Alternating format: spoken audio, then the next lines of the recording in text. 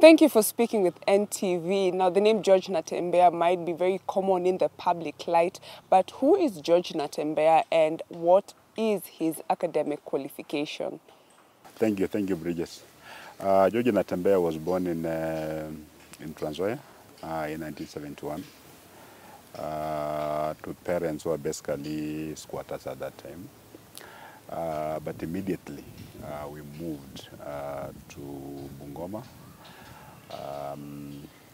where my grandfather had land, and therefore we settled there, lived there, and I schooled primary school entirely.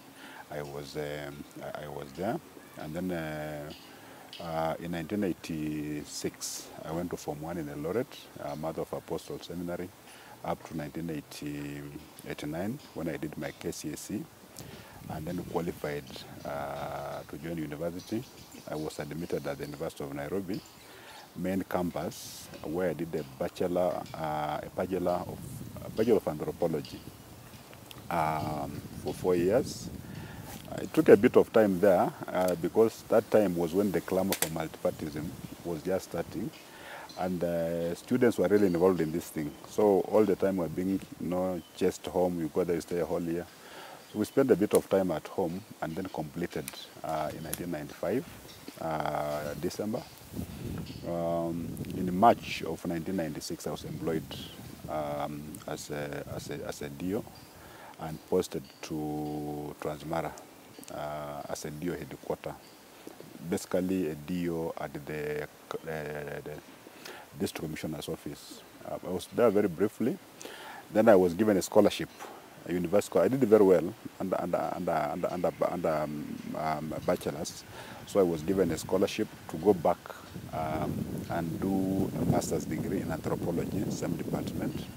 So I left after working for about 6 or so months. I left. I didn't want to forego that scholarship, and the government was gracious enough to give me a full paid study leave, even when I don't even complete my induction, which was also very unusual. So I went back to the university. I did my master's degree, again in record time. I did it in not even 2 years. But that time, the master's degree was taking long, but I was lucky. I had a very good supervisor, hands-on. So I completed in 1998, but graduated in 1999. So once I completed 1998, I went back to the office, and then I was posted to Nakuru here. So really my actual field work as an administrator, where I was handling my own division, began in 1998 when I was posted here in Nakuru. And I've worked subsequently in many other areas as a DO. I've worked in Gishu, that Band Forest area. I've worked in Narok, the place called Mulot. I've worked in Nandi Hills. I've worked in Transoya, a place called Kaplamai. That's where I ended my work as a DO. Tell us how you came to meet the late Minister for Interior and Provincial Administration, then John Michuki, and how your meeting with him shaped your career. We had a very, very good chemistry. I also actually I was surprised because actually he didn't want me even to go back to pick my things, because he told me you are remaining, and he began actually telling me what I was supposed to do the following day. But I told him, I'm in Transoya. I need to do a bit of basics, to move my things, see how I can relocate my family, because my wife that time was working in Eldoret. And so he gave me 2 days. So I had to rush back, do a bit of organizing, then go back to Nairobi. And when I arrived that same day, he called me and he told me, you need to draft a memo, and these are the key highlights that I want you to do this. And I did that memo. I remember it was about a 3-paragraph memo. I did it very well. And actually the feedback I got from the secretary was that he has said now he has got somebody who knows how to write. Yeah, that was the first letter I did, and I liked it, and we began working like that. I used to do all his speeches. Of course, when you're going like for a pass-out parade at Giganjo, the police will do the first draft of the speech. Then it will come to me. Then I'll do now the speech. Because now the highlights are there. Then I do it in a manner that he wants it done. Because Michuki is very particular. Even where a comma is placed, a semicolon or a hyphen, it was that particular. And the turn of phrase, the kind of language he wanted, a directive here, a warning there, some diplomacy here. That's how we wanted his speeches to be done. And all those speeches that he was actually reading, I'm the one who was doing them. I actually reached a point where I was the only person in that office, that Harambee house, who could do a letter, a memo, a speech, and Michuki would sign, without even reading it. Yeah. But for others, he'll take a red pen and he'll correct. At halfway through, he'll throw it away, because he's sick and tired. Because he was very, very particular. But for me, he'll just sign. I agreed that there were times when it was very uncomfortable because maybe a PS has done something. Of course, when a letter comes from the PS, it doesn't have to have been done by the PS himself, but the group of very senior people at the PS's office will have done this. But it comes like it has come from the PS. Then they'll ask, has Natembeya looked at this? Yeah. If I've looked at it and they confirm, we'll just sign. If I've not, you'll say, Peleka kwa Natembeya. And this is a PS. And it will be brought to me. And he taught me so many things, work ethic, an old man, but he was always punctual in office. And he'll sit on that chair, he'll work, and he'll be very late. And now they were doing a lot of multitasking. Because that time I was doing parliamentary work. I was a member of parliament for Kangema.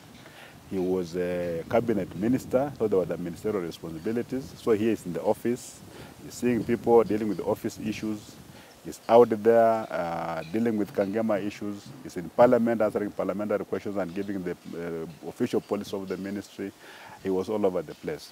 And at that time, there was no time His Excellency, the President, will go to the field out there like in the provinces or has got a function outside Nairobi without being accompanied by the Minister for Provincial Administration and National Security and his peers. Things have changed a bit now, but that time the Minister had to accompany him for purposes of implementing presidential directives. That's why there was no single directive issued by the President then that wasn't implemented. Because remember now you come back, because always there are people who are doing that, but even from his office now is also following up. That the President has said this in a particular place.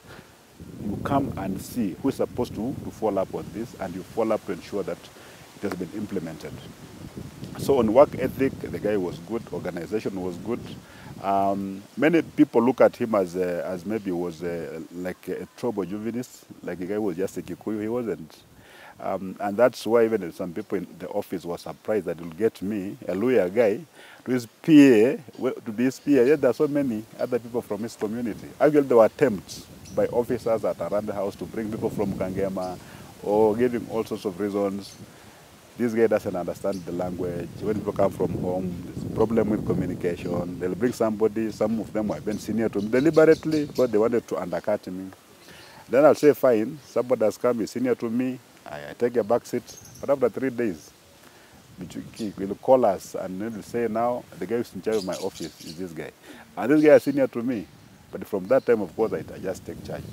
In fact, I almost became like a member of the family. I knew all his children. I knew mom. Yeah, and we were working very closely. The issues we want to follow up, address. We were that. But they were basically official issues. It was not just like that traditional PA who just carries the briefcase. It was basically official work. In fact, we were so close next time that when he passed on, actually, some of his children called me Kuniambia Pole. And that time I was a DC in Kangema. It hit me so much. Actually, they realized that this guy, because we were so close with the old man. And because he was so powerful and also influential in the government, When I was posted to Muranga, I was given a bit of leeway to work.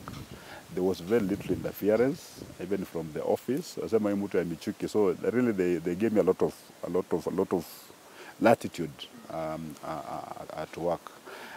Actually, I remember one incident in Muranga where very senior clergy had taken land belonging to a school, Karamain Secondary School, large piece of land. And actually I went there and told him, you can't take this land. You know, and there is no office, he didn't go. He went to the PC, you know, nothing will move. I did not budge. He went to Arambe House head, see the head of public service. I did not budge. I refused. Even up to now, you go there, the people still remember that this land was saved by this guy. You know, there were so many letters being written, but they could push only to a certain extent because they knew that this guy had the eye and the ear of the minister. So in terms of government work, Michuki has been my true north, my point of reference. The way he handled public issues, he would not entertain Michezo na kazi. He was very, very particular. He always had the targets and ensured that they are met. So you just don't go to the office to muddle through. Like you go to the office and you don't know what you're going to do there. You're just basically sitting there waiting for work to come to you. No. That one for me, it doesn't apply for me. It never applied to him. You go there, create work. Because there's always work. Yeah, people just sit in the office saying, but there are a lot of work out there. People are suffering. They don't even know where to go. That's why you see me always in my fatigues out there in the field, because that's where work is. And I learned that from the Honorable Michuki. You know, he was also an administrator. He was a DO in Western. He was a DC, and he understood these things. And actually, he was a DC during the colonial times where people, they were very, very forceful administrators and very authoritative.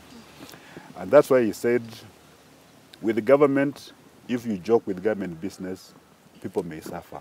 The ordinary folk may suffer. So as government, and you are a place, you must give direction and be in the forefront. Don't join the crying masses. No, you go to a place, something has happened, people are crying, very helpless. You are a government official, you are a DC, and you are equally helpless. So there's no government. And that's why he was saying, with government, the government can remove all your teeth and tell you to go and report. You know, that's how he looked at government. When he died, I was hurt. I was hurt. Because I didn't just lose a mentor, I lost a friend. Yeah. And I think I was the last person that he called that evening before he passed on. The most unfortunate bit is that I did not speak to him. Because I wanted to speak to him. We were at the Kenya School of Government, so we done some course, and the Iterra was coming to close that course. So when we were just standing to speak, the call came in from his bodyguard. I just told him, just give me 10 minutes, then I'll call back. But the guest of honor took a bit of time. He spoke about 30 minutes. By the time I was calling, I was told he has retired to bed. Actually, he just come from abroad. He retired to bed. And then I'm called at 2 a.m. and I'm told, you know what, the old man has left us. Just like that. So I really regret. I wish I could spoken with him, but I didn't know what he wanted to tell me. I'm sure he's proud. Because he kept saying this country needs fellows like you. And I was a young man. I was very young actually, very young Dio. And he kept saying there is potential in you. Don't lose focus, you know, remain honest, and just do the best you can. And again, he said, never lie. Michuki did not know how to lie. You know, you remember that standard thing. Actually, we kept.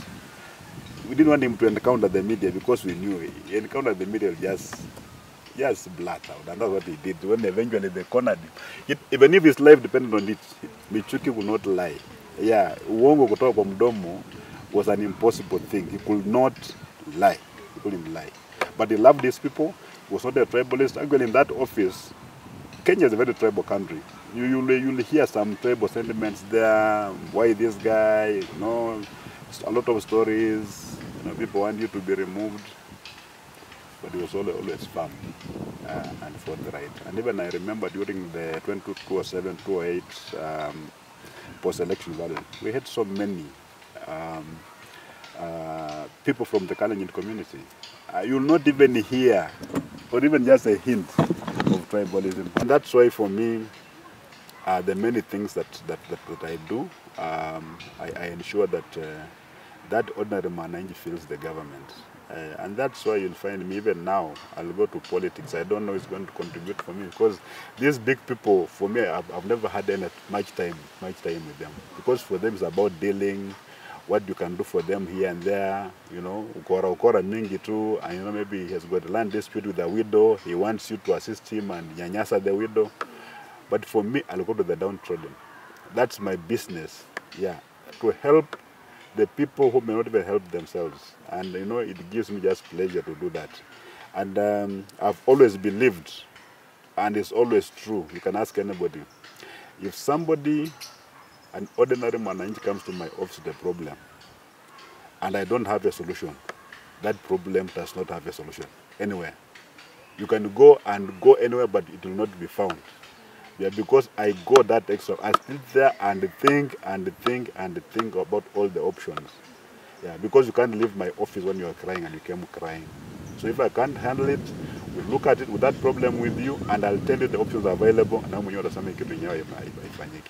Because I try to solve people's problems completely. That's what I do.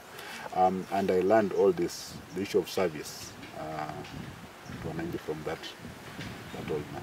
So I miss him even now, and I'm sure what I'm doing now, even having reason to become an RC, made me believe in Kenya, and that it's possible to come from nowhere and be someone.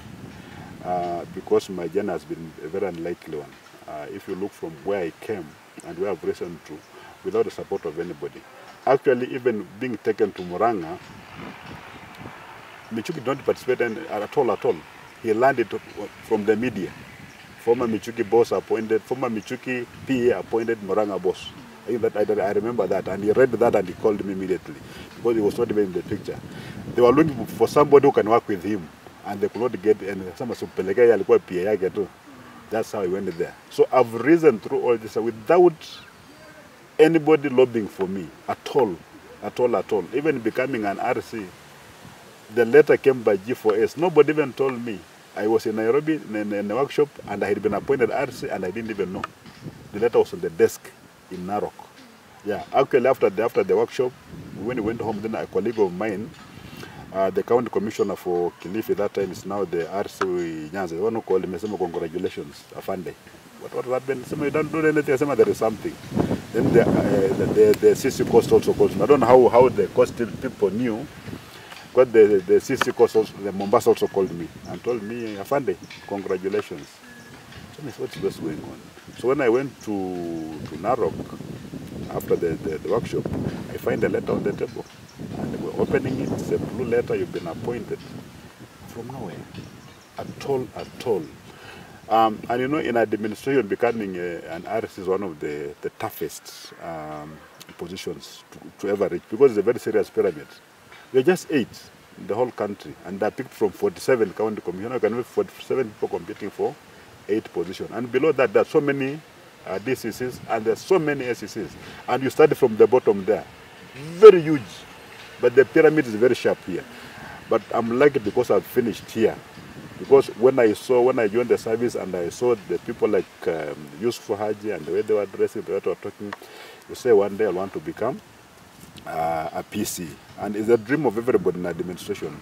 Even these young SCCs who join, their dream is to become an RC now, because now we don't have position. But it's the same position, and PC RC is basically the same. So it has been an unlikely journey, and where I've reached, and just becoming RC, it makes me believe in Kenya. Know that our country is good, and you can become anything as long as you focus on it. And I'm very happy about it. Of all your assignments as a public administrator, the Mau evictions of 2018 must have been the most heated and most politicized courses of action for you. Tell us how you navigated dealing with the political pressure of this assignment and also executing an executive order. When I was a DO in Mulot, that was a time when they had allocated, when that scramble for that land was happening. I was a very young DO. And there were very senior people in government who will even send you to go and check on what's happening in their land. And you'll go there and you see people felling indigenous trees. It really hurt me. But the helplessness, no, you're just a small guy, young guy. Now, when I came back to Narok as a county commissioner, one of the visible things we'll do every day was the number of donkeys that were carrying charcoal from the forest, carrying thousands of bags of charcoal. Then number two, there were a lot of cedar poles. So many of them, cedar is an endangered species, actually protected.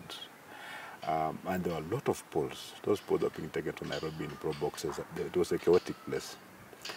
And then when you look at the importance of that water tower, not just to Kenya, but even to neighboring Tanzania in terms of the Serengeti and so forth, is very, very critical. And therefore I called my team, the KFS team, the KW, because there's also someone like there, and the Gears of Environment. I said, what do we do? What's happening here? Because the government doesn't look like this thing was allocated officially. So, and actually the government has had a team called Joint Enforcement Unit that was supposed to be protecting that forest. But it became part of the problem, because there were different police units around that forest.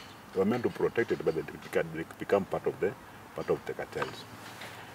So we agreed that we move people out, because there were so many other people were coming in. And one misconception that people have had is that we were targeting one community.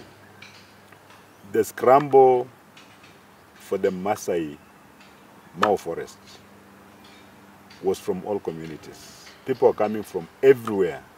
In fact, there was a place called Nyamirandogo. Nyamirandogo, it was actually, there were many people from the Kis community who were there. All communities were there. Some were just doing timber, others were doing farming, others were building. You know, it was a very serious scramble. And then we said we were going to lose this thing, because the Maasai Mara was getting endangered because there was no water. The animals were dying because they couldn't have water just to drink. Water to River Mara was drying up. So we said we were going to get people out of this place. Yeah?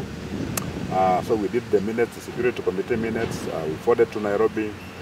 Even before approval came, we already started work. And people started moving out. There were issues of the cut line, where the cut line is. I know you look at it, someone just trying to bring unnecessary confusion. The thing was as clear as day and night. The cut line is on this other side, where people are invading this other side. So we said we are going to get people out of this place. And then we started getting. I knew it was a very serious, hot political, but I understood how that area used to look like and how it was looking when I went back. It was also almost becoming there. So we began getting people out as government, not as Natembeya. It was a multi-agency team: the police, the KFS, the KWS. Everybody was involved. The county government of Narok. Everybody was involved. But I became the face of that operation. And politicians really focused on me, and they were attacking me. They personalized it. But the same resolve that I've been taught by Michuki is what I applied. There. And I said, this objective we have, we're going to get everybody out, and that's what we did. Looking back at the Mau scenario, are you proud of the choices you made then as the head of the task force, and are there any regrets? I'm very proud of what I did in that place, because it has been raining throughout. Even some of the people who are attacking me from Bonet, they're drinking clean water. The water is not red as it used to be. Very clean water. The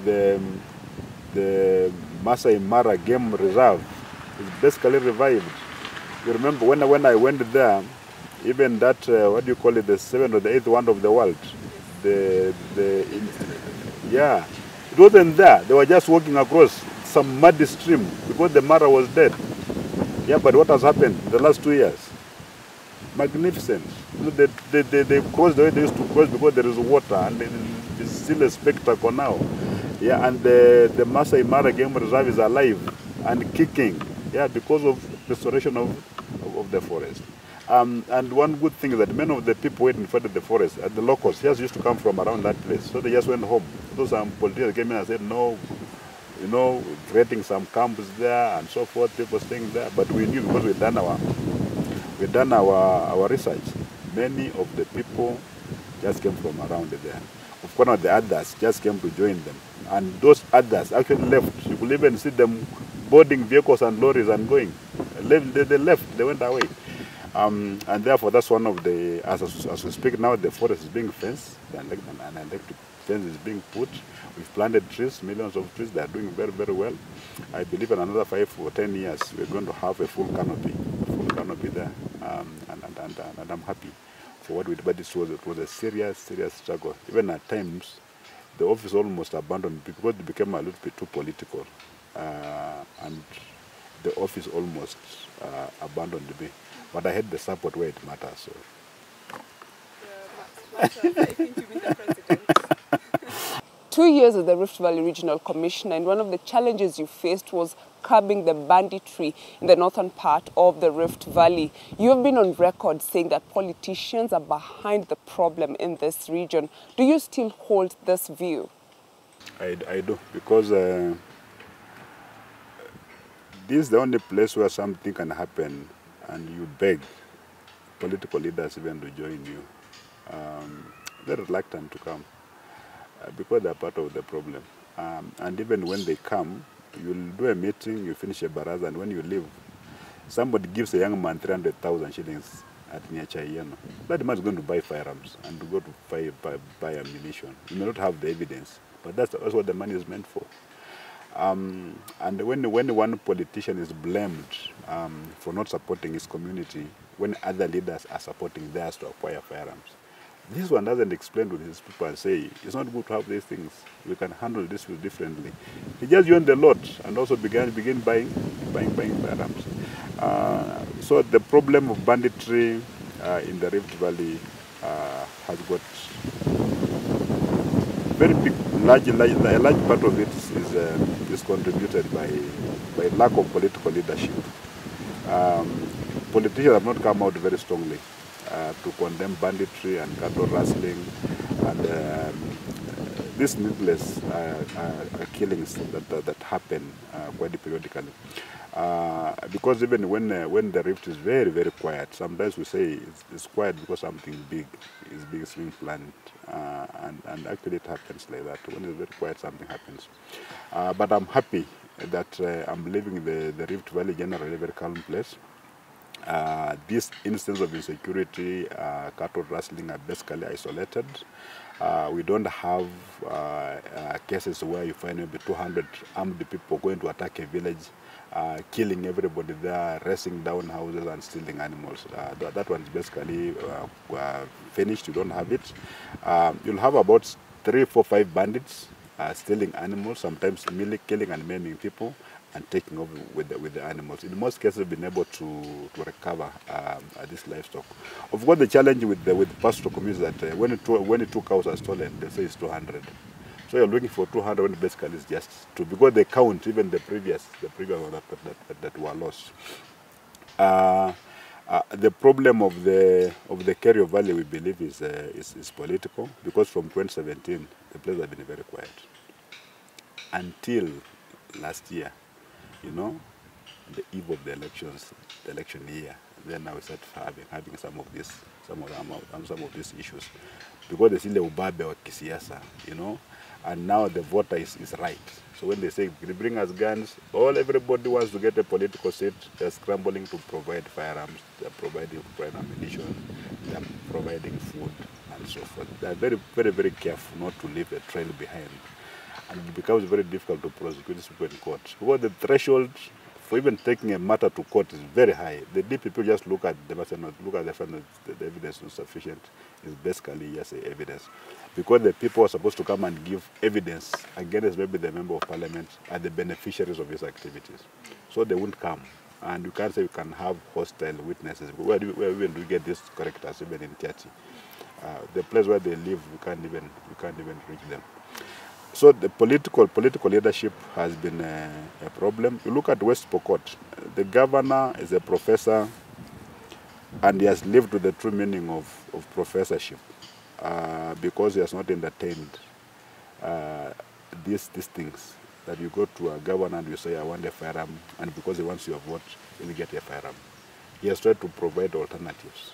Yeah, and that's why you find there are so many people from West Pokot who are even leasing land in Trans Nzoia and growing maize. They are improving even their livestock. We go there, the kind of goats and sheep that they're keeping is actually improving. Just leadership. So the challenges between West Pokot and Turkana, West Pokot and Trans Nzoia, West Pokot and part of Baringo, you don't have them.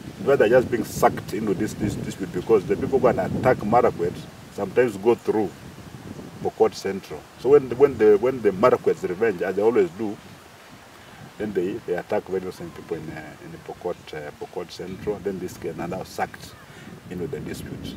So where there is good leadership, issues of banditry are sorted. Where we have got a leadership that's basically anonymous, yeah, they are not seen, then we have got this challenge of banditry.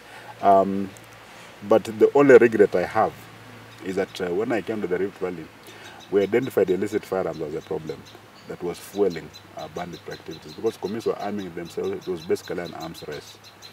And I sat down with my security committee at the region, and we agreed to call all the county security committees in the affected counties, starting from Turkana, West Pokot, Elgeyo Marakwet, Baringo, Laikipia, Samburu, and Baringo. There were 7. We went actually to Eldoret and had a meeting and came up with an operation order.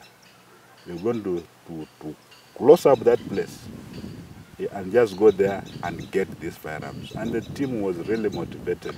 The morale was very high. So we said, now is our time to clean up this place. Let's go there and suffer, so that people come after us. We don't have to go through what we're going through because of this nonsense. We couldn't do it because there were no funds. There was no budget. There was nothing. I know as an artist, there's nothing you can do if there's no fund. There were no funds. We didn't have funds at all, so we couldn't even do disarmament. Then, of course, it's the problem of the law, and some of this international guidance that people have to know that, because Kenya is part of the international community, and I think the direction that the international community has taken is that when it comes to disarmament, it's supposed to be voluntary, not forceful. And the government has taken that direction. But people have not responded to voluntary disarmament very, very well. You know, there are a lot of firearms, but you get 20, 30, and drop in the ocean. And even the communities, we didn't have firearms now. Some of them have gone out to acquire fire because they know the government will not take it. And even I've told my colleague, and I spoke with Waziri before I left, that Waziri, we must carry out disarmament. Whatever it takes, we must do that. If we don't do that, we're going to have trouble in the future. Because communities are arming themselves, and they know you can carry a firearm in the open. They are now even confronting police officers. We have lost a lot of police officers, not by accident. Gitambo, a policeman will be killed by a stray bullet from a bandit. But now it's a deliberate maneuver. You'll go into an ambush, they lay an ambush, the police will find themselves in that ambush, and they'll be shot, and they'll be killed, and even their clothes will be removed, they'll even carry away those fires.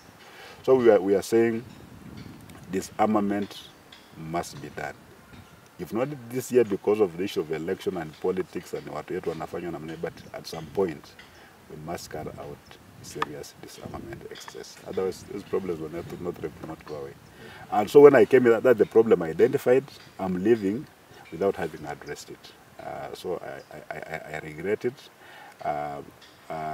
But as I've said, it was because of lack of adequate facilitation. Even in Samburu North, we actually planned with the minister, and the members of parliament were there. We agreed even on a date that we were supposed to study this thing.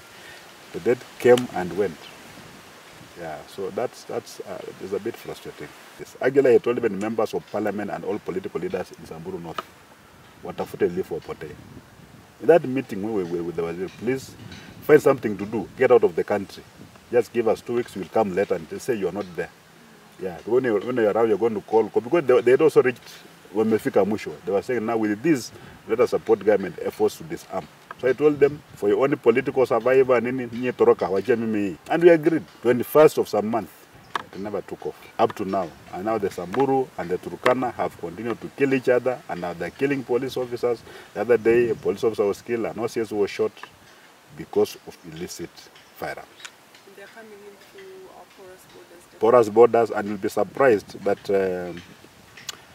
that the Pokot in West Pokot can get firearms from Uganda and sell them to the market. People what they are fighting. So these people, these merchants of death, the business people, the cartels, are friends. Yeah, the Pokots and the Marakwets, the Tugens, they're greatest of friends. But now the common folk are the ones who now fight together. These are even cattle rustlers are friends. Yeah, but Uganda still, you leave the community fighting, but for them it's business. And then of course the problem of cattle rustling has also become commercial. Because some animals are stolen, you try to follow the footmarks. There's somewhere in Apata Miguya Gari. The lorry was there, and maybe it carried the stock away. For almost half of your life, you have been a public servant in administration. Now you're taking off that hat and politics is your next cause of action. Have you always entertained political thoughts or ambitions? The change has been dramatic because, as an RC, you sleep at 1 a.m. and wake up at 3:30. Those are basically 2.5 hours every day. And you have got that mental clock. Whether there's an alarm or not, you'll wake up at 3:30. Because now you have to get reports from the county commissioners, look at them, and see now what you're supposed now to escalate to the PS, to the CS, upwards. So that was a daily thing. Monday to Monday, you must do it, and your phone is on 24/7. So now, because of this change, now it's like you're waking up at 3 and you're like, you are reaching for your phone. then you remember. So that kind of orderly life has a bit been disrupted, because I've been doing this for the longest time.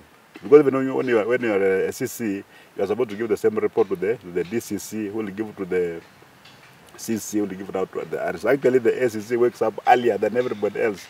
So that's how that information flows. Then we get other information summarized from the police. It's basically about crime. The police is basically about crime. Ours about security.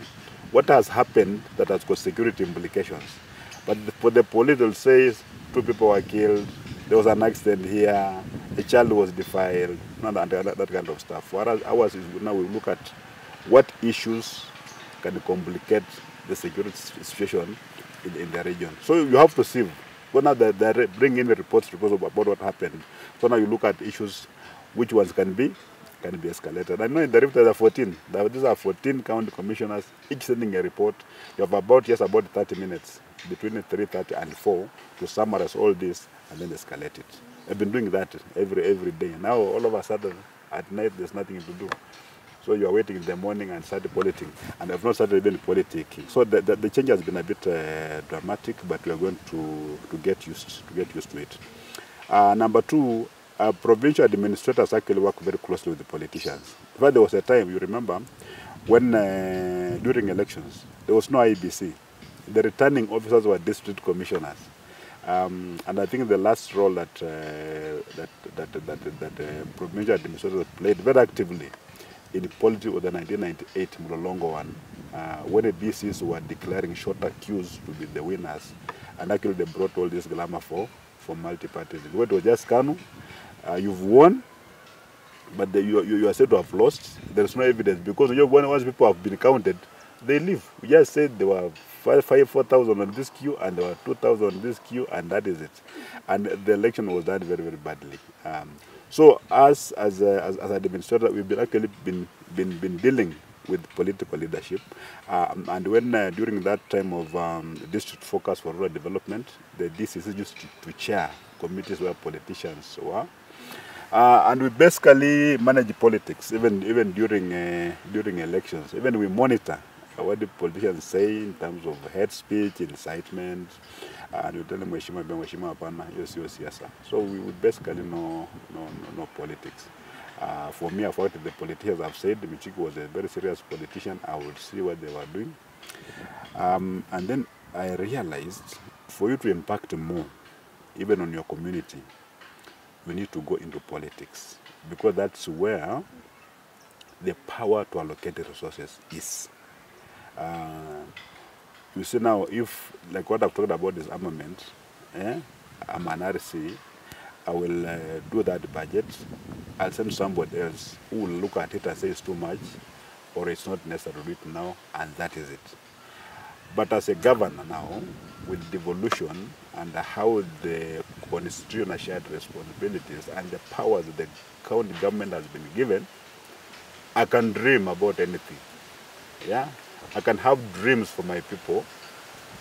Just convince the assembly that these dreams are valid. Then we'll have resources allocated, because I've got enormous resources from the national government coming to the counties, but some counties do not know what to do with these resources. That's why devolution has not transformed people's lives. And that's why I've said, let me go there, where you will decide you want to do something and you will fund it. Yeah, you don't go looking for funds elsewhere. And actually, if the allocation for the national government is not sufficient and local revenue is not sufficient, you can still mobilize resources from other people to achieve the goal that you want. And it's very clear in my mind what I want to go and do for the people of Trans Nzoia without asking for permission or begging anybody. This money will come as a matter of course. It's given by the law. The formula is decided by the National Assembly and the Senate. When the money comes, with your MCS and your executive, we decide how money is going to be spent. And I'm sure I'm going to do very good things there, which I can't do now, even as an RC. For instance, if I wanted some water for my people in a particular community, maybe say in Natembeya, and I'm an RC, can you imagine the steps I have to go through? You have to talk to the PS, talk to who, Rift Valley Water Works Development Authority, and they'll tell you don't have a budget. It's not a priority, and it ends there. But as a governor, just go and say, my people need water, fine. We provide money, and we fund. Yeah, so we are dreaming big, and these dreams are going to be realized. There is a perception that you are a state-sponsored project for the Trans Nzoia governor's seat. Is this true? And what is your agenda or manifesto, for that matter, for the people of Trans Nzoia? In all honesty, which political party in this country has not sent emissaries to me to run on that ticket? All of them. All of them. Talk of Kanu, talk of UDA, talk of what. In fact, the only party that has not approached me, they wanted to convince me, because they were telling me the position I have is very good, because they already have a candidate. It's for the Kenya, ANC, all of those, all those political parties, they want me to run on that ticket, because they know the kind of the response that my candidate has enlisted on the ground. So I'm not sponsored by everybody. I've left a very good job. I've got a very good job, a job that some people would kill for, but I'm walking away, because it's no longer about me. It's about the people, the people of Trans Nzoia. So I may be a project, but a project of the people of Trans Nzoia, not any other person. And this one is going to be demonstrated once we jump the last hurdle, which is election, and with God's blessings, I become the governor of Trans Nzoia. People will see whose project I am, because I'm going to serve the ordinary folk in the manner that I know, without reference to anybody, because the governor, you're not subject. You're only subject to the people. Yeah, and that's why I'll be getting my directive from the people through public participation. What do you want? They say we want this and that and that and that. we get it and we get down to work to ensure that we serve the people. So this about projects, set sponsored, these are basically projects, yes, that which again we want to sanitize. Because for a long time, when people talk like that and you know you are a bit timid, you know you'll say no, let me leave politics alone. I don't want to sully my name. But that's how now these jokers have found their way into leadership. You are given a position and you have got no idea what to do with that position. But you've looked at other very good people. Some say I'm going to jump into the mix, I'm going to win, and I'm going to do something for my people. Even if it means for 5 years and then I go, but I'll do something that will be remembered forever. I want to transform that Transoya into something that just exists somewhere, some utopia. Because I know what can be achieved, even with just the man that comes from the national. So I'm not state sponsored, but I want to confirm that of course the president supports this move. He really supports it. He didn't have any serious objection when he understood why I'm doing this. He also knows that our people need leadership, which obviously has been lacking. Because look at the 9 years of devolution, we are doing bad. Look at the snow water. Look at our health sector is in shambles. Look at the roads infrastructure. There is nothing. Look at even our people in Transoya don't even have title deeds. Transoya of all the places, the headquarters for squatters. There's no talent development, no study, nothing. Yeah. So we want to go there and change all this. Yeah. So if anybody calls me a project and I'm going to do all that, so be it. So be it. What happens if you don't win at the general election? You know, when you go to politics, you don't just you go there to win, yeah. But maybe you're 10 of you, all of you going there to win, and you know there can only be one winner. I'm offering myself as a servant, yeah. I say it's not about me. If it was about me, I would have remained where I am. I'm comfortable. But I want to make my people comfortable also. So I'm going there to offer myself to work for them. If they refuse, yeah, and I don't say the reason why they should refuse, but if they refuse, life must go on. Because even you breach it, you're not a governor, are you? You are not. Life must go on. Because that doesn't mean that if you lose the gubernatorial seat, then now life ends there. I'll do what other Kenyans have been doing to survive. And you know, maybe for me, I came to realize that in this world you don't need so much actually. You know, we just struggle, we steal, we grab, we do all these things because of just greed. We don't need so much. Even if you're given a whole goat here, you won't eat, you eat very little, and the rest of it will just go to waste. Even a house, you may build a very big house, you only sleep in one room. Yeah, so maybe I've defined my limitations, and I know I can still survive without this. I'll not struggle. I'll not struggle, but I'll keep myself productively engaged, serving Kenyans in other capacities which are always there. Everything has been now been centralized at the county headquarters. One has to remove that and take it to where the people are. Only that, and I believe I can do that. So that's what I'm asking for. And therefore I'm not worried about losing, because I think it's very unlikely. Now you have a very, very stern public persona. When people see or hear about Natembeya, they know it's directives upon directives. What don't people know about you, and what are your hobbies and likes? You know, when you are a serious provincial administrator, national government administrative officer, you're on duty 24/7. You know, you don't have time for anything. Actually, from the house, from the office, I come to my house. Then, of course, I do a bit of exercise. I run around a bit on a treadmill just to keep fit, because you have to be fit. So I do a bit of exercise. I listen to music, to all the rumba. That's what I listen to.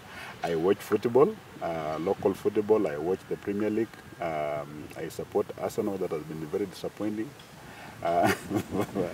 That's what I do. I'm not serious throughout.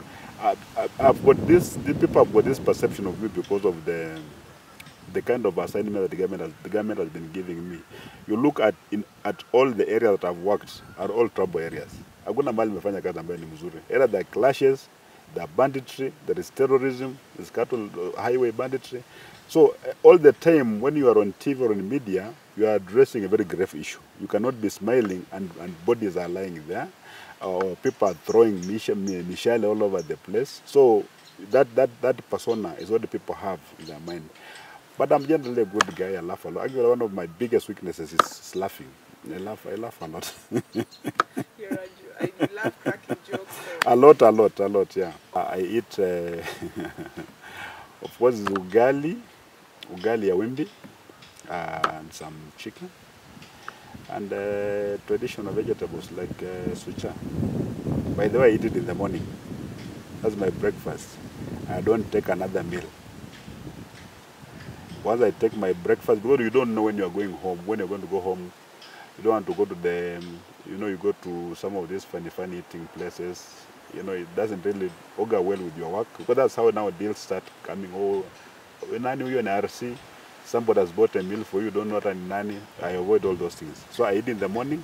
I know I will go to the office and end up in a market. So I have one meal and maybe in the evening I just have a fruit or so forth, and I sleep.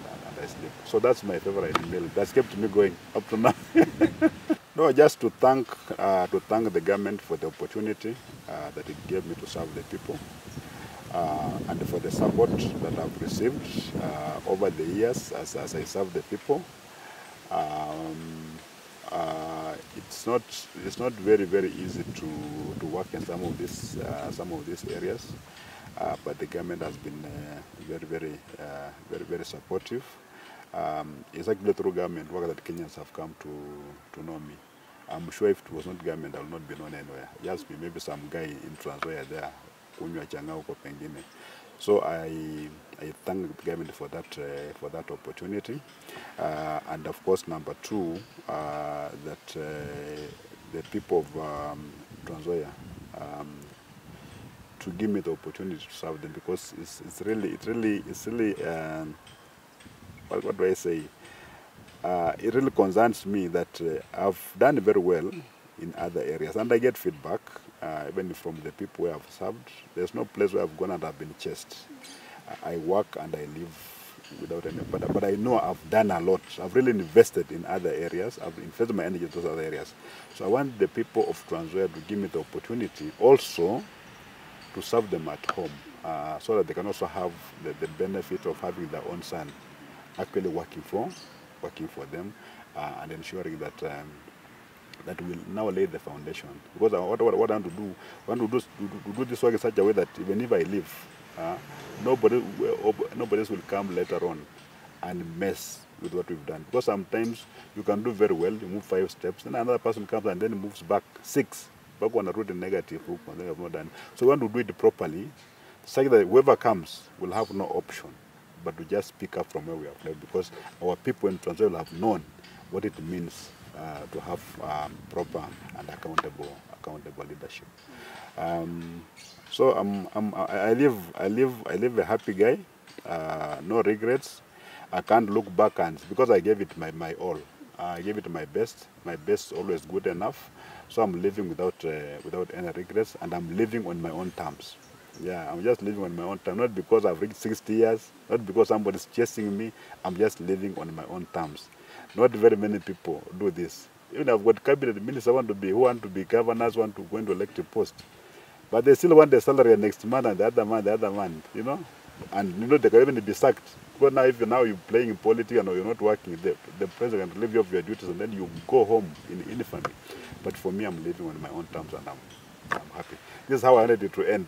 Maybe I'll be teaching. I'll be a professor now, because many of my classmates, especially at the master's level, are now teaching. They're teaching at the University of Nairobi majorly. Some of them have gone abroad. They are professors. I'm sure I'll be teaching and doing a bit of research and philanthropic work, just working with communities, because that's what I was trained to do.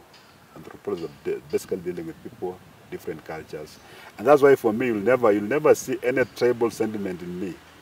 Even all these people you see me with, my security people, the entire team, you'll hardly get anybody from my community, and I don't really care. Even at my office, and I go there and say, works here, works there, from which community? Nonsense. I don't even do that because of my training. Anthropology is about appreciating other people's cultures and judging them from their own perspective. Don't bring your own standards and say they're supposed to be doing this and that and that. But of course, when it comes to retrogressive cultural practices like FGM, that one, because there's a law that actually prohibits it. We just implement the law without judging people. And sometimes, of course, we do a bit of civic education and demonstrate to them the adverse effects of this. We don't condemn, but we just want them to change as we enforce the law. So, as I said, no regrets. Thank you so much for speaking with NTV, Mr. George Natembeya, and we truly wish you well in your next life. That has been the former regional commissioner here in the Rift Valley, George Natembeya, and he says he is the epitome or true depiction of the Kenyan dream, that you can come from nothing and be something. His vision is serving the people of Kenya, not just here, but also in Trans Nzoia.